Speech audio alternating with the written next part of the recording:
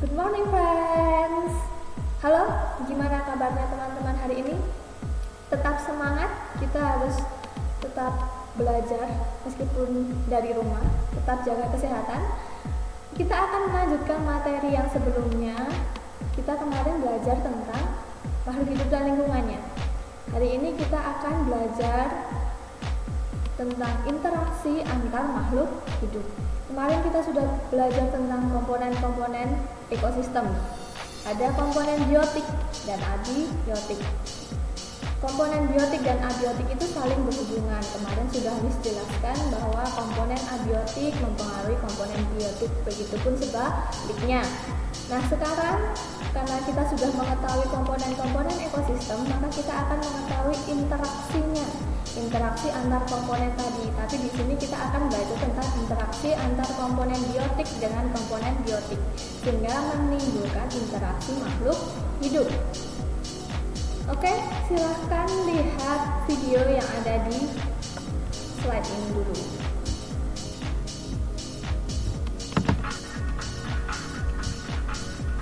After a bit of searching, I finally found it.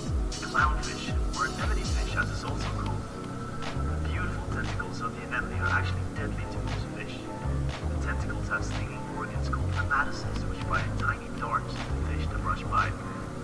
This stinging ability protects anemones from predators and helps them capture prey for food. But how can clownfish hide in such a dangerous place?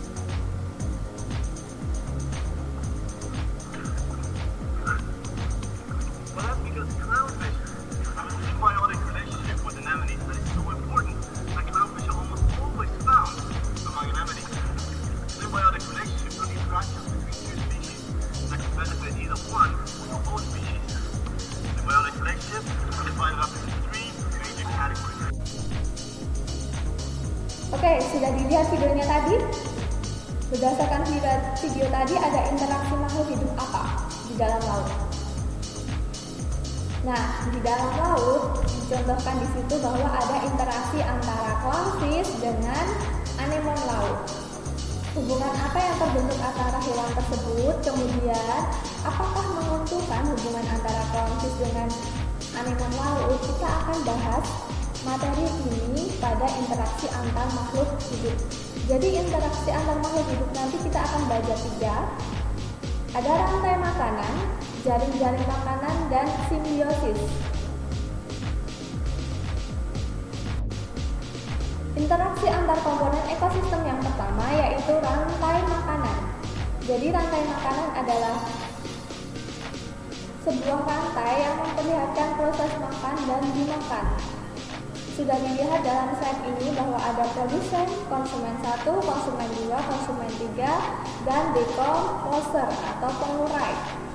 Jadi tugas produsen di sini yaitu dia menghasilkan makanan sendiri. Jadi peran produsen dipegang oleh tumbuhan.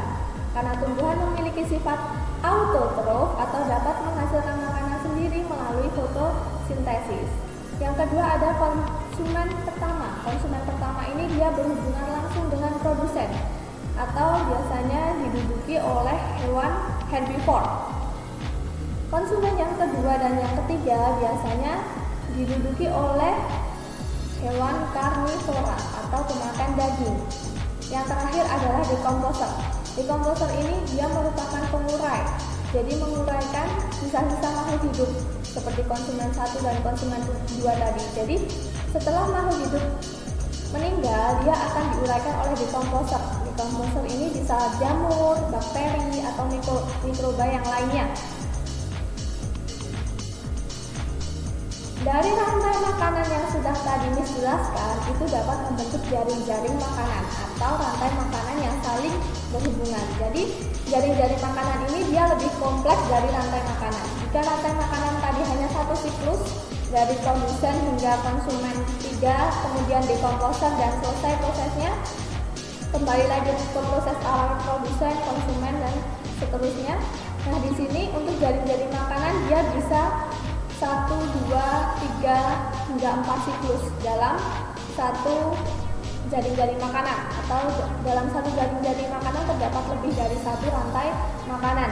Di sini contohnya ada tumbuhan atau rumput biasanya. Kemudian ada konsumen 1, jangkrik, dia sebagai herbivore. Kemudian ternyata ada konsumen 1 yang di siklus lain, yaitu burung gereja. Dia sebagai herbivore juga, dia makan rumput tadi. Kemudian setelah jangkrik ternyata dia ada tikus. Setelah jangkrik juga ada burung pipit. Jadi di situ ada banyak sekali rantai makanan, lebih dari 1 rantai makanan. Biasanya disebut jaring-jaring makanan.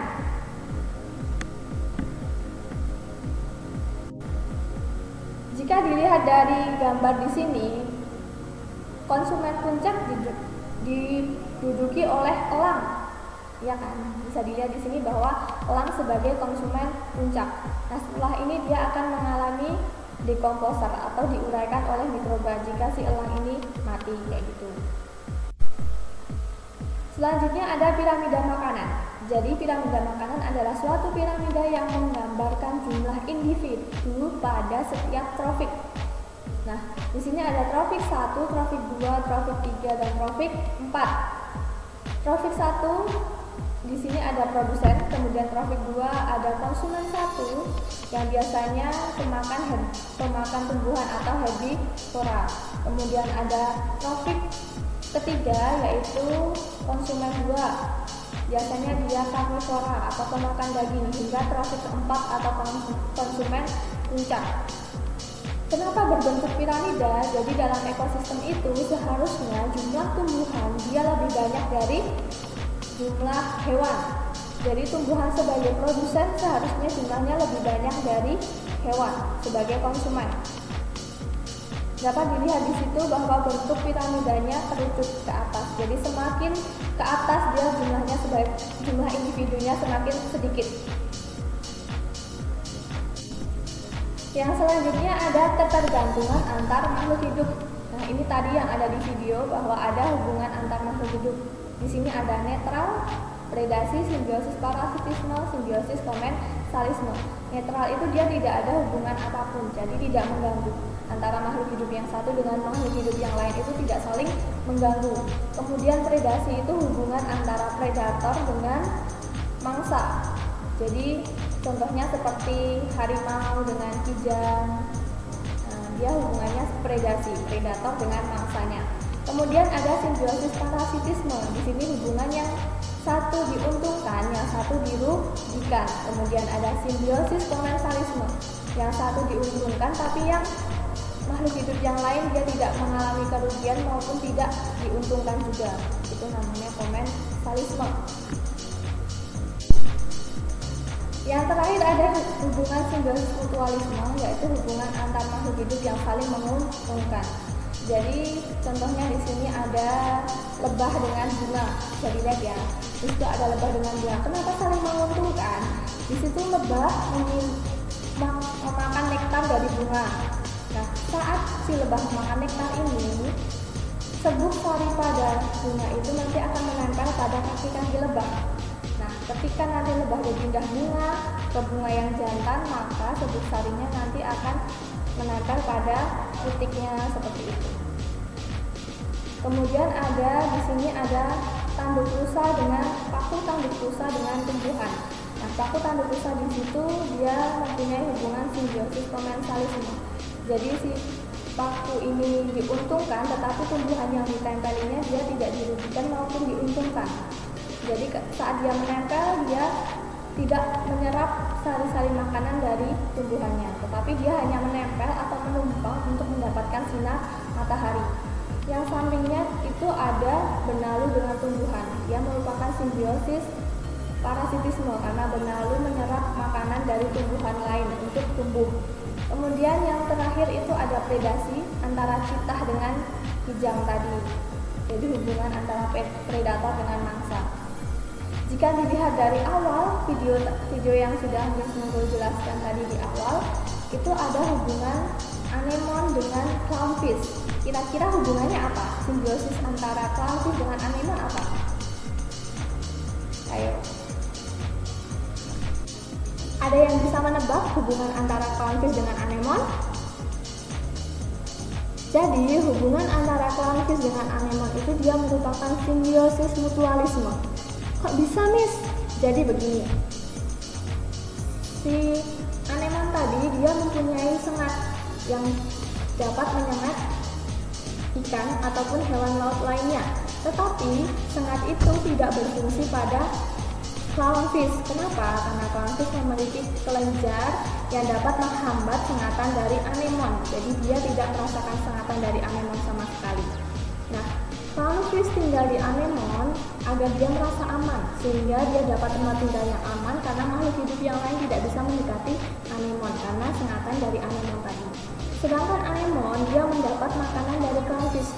Jadi sisa-sisa makanan dari clownfish yang dibawa ke anemon itu menjadi makanan bagi anemon. Seperti itu. Oke, materi hari ini sudah selesai. Jadi kita sudah belajar tentang interaksi antar makhluk hidup. Agar teman-teman semua memahami penjelasan dari Miss Nurul, silahkan kerjakan LKPD yang sudah Miss Nurul kirim. See you, terima kasih.